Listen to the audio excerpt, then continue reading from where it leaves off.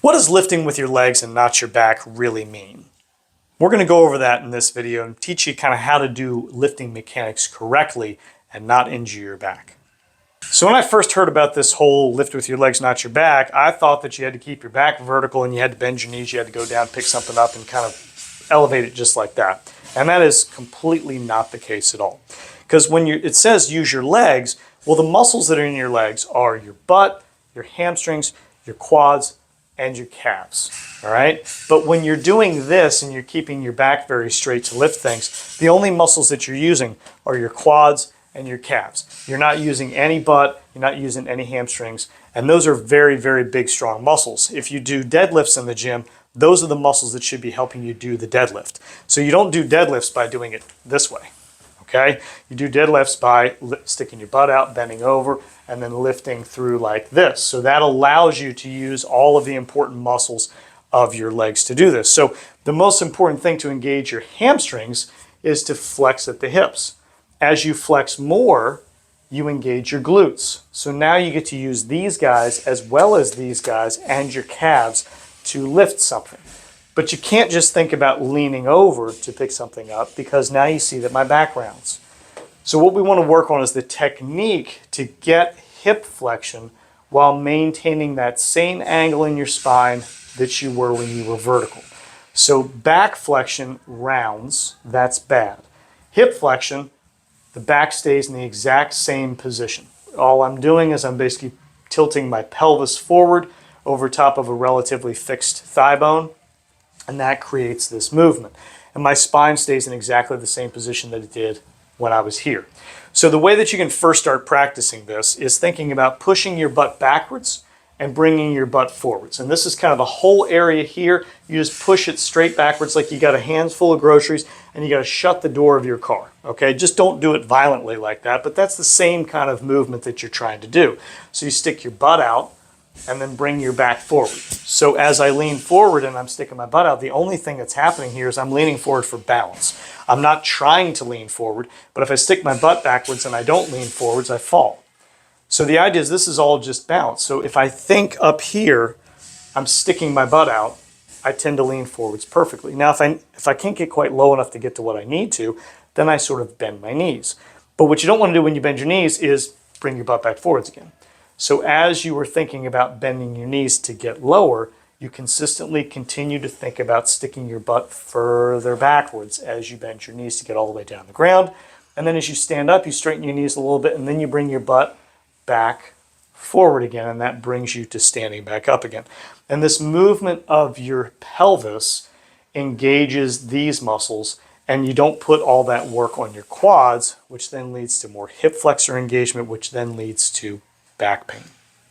So in order to help work on the mechanics of this, because it's not necessarily normal. If you've always lifted or you've tried to lift it like this, trying to do this just seems like a really alien sort of movement. So there's a process to go through to learn this, and then just to practice it. It takes just a couple of seconds a day, but if you do it consistently, it becomes a normal movement pattern that when you have to go pick up something that is heavy or awkward or just contents may shift inside here, you just want to be ready for that. So you may think about these mechanics when you pick up something that is heavy, awkward, or just kind of like not really sure what it's going to do. If you're picking up a piece of tissue or a pencil off the ground, you don't have to think about stick my butt out, bend my knees, grab it, stand back up again.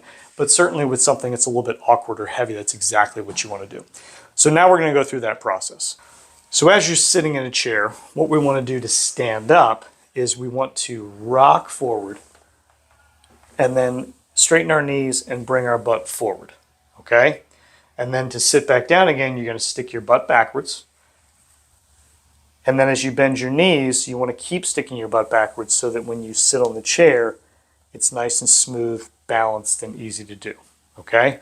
So going back through that again. From a sitting position, okay, you don't want to just bend your knees to bring your feet back underneath you and ride the elevator up, okay? We want to leave our feet exactly where they are, just straight underneath your knees. And the reason that we're going to rock forward is, one, we're actually trying to cheat, okay? So just bear with me. It doesn't have to be hard. We're just trying to kind of sort of cheat because we're using a little bit of momentum, which we will get rid of when we actually upgrade this. But we want the momentum because we're trying to get our weight from our butt, which is where it is right now, forward probably 18 inches or so to where my feet are, because that's eventually where I want to stand. So rather than bringing my feet back closer to my butt, I just need to get my body weight forward over top of my feet. So that is what the rock comes from, okay? So if you kind of feel like, I don't feel like I want to rock too hard because I feel like I'm just going to fall out of the chair, it's not actually going to happen. You may feel that way, but just trust me. The other thing that you can do here is put your hands on your knees, okay? That will make you feel like you can't rock but so far forward. If you need to build up a little bit of steam to do this, you totally can. But the idea is you rock, and then to stand up, you're going to straighten your knees some and then bring your butt under you. And then to sit down, you're going to stick your butt out. You think about continuing to stick your butt backwards as you bend your knees. If you don't, once you get to here and you bend your knees, a lot of times that happens, and you don't want to miss the chair. So just think about continuing to stick your butt back while you do this.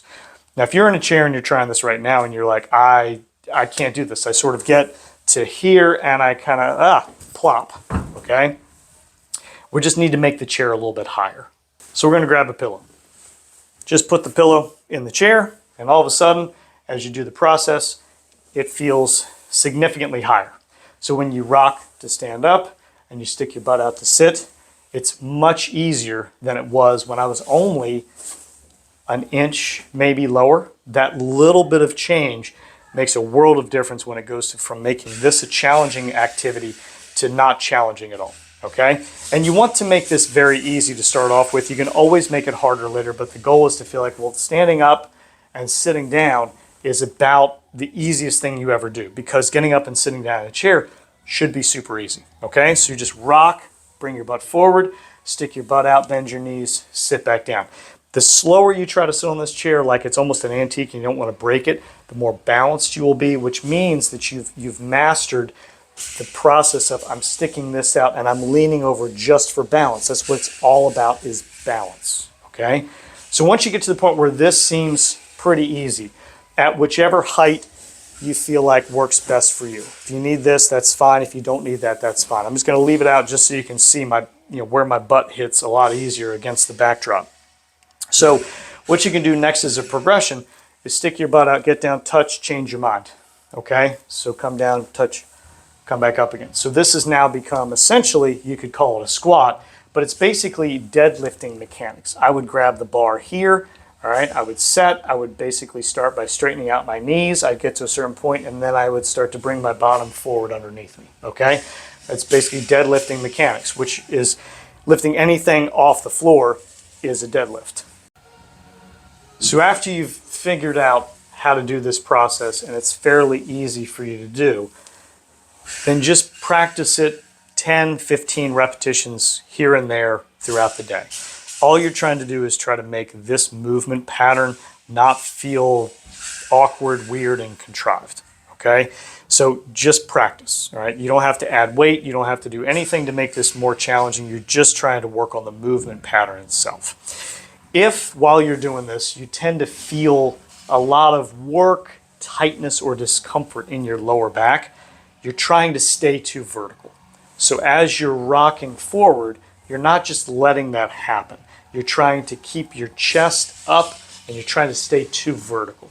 So as you're doing this and you're looking maybe straight ahead as opposed to over here at the camera, while you're doing this, you don't want to necessarily look at something straight ahead, because as you rock, you're going to arch a whole lot more trying to keep that body facing there. And that's going to create a lot of work down here.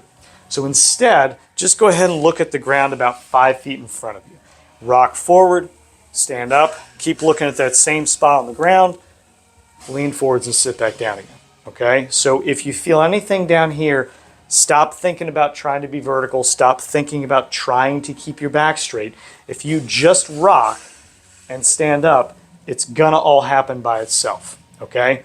As you're rocking, you're not going to round your back, because rocking like this just sort of doesn't do anything. But if you start with good posture, a little rock, it's going to stay with good posture without you trying hard.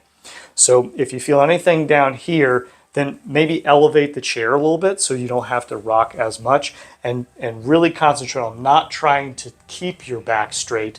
Just let it happen with the rocking and the sticking your butt backwards, okay?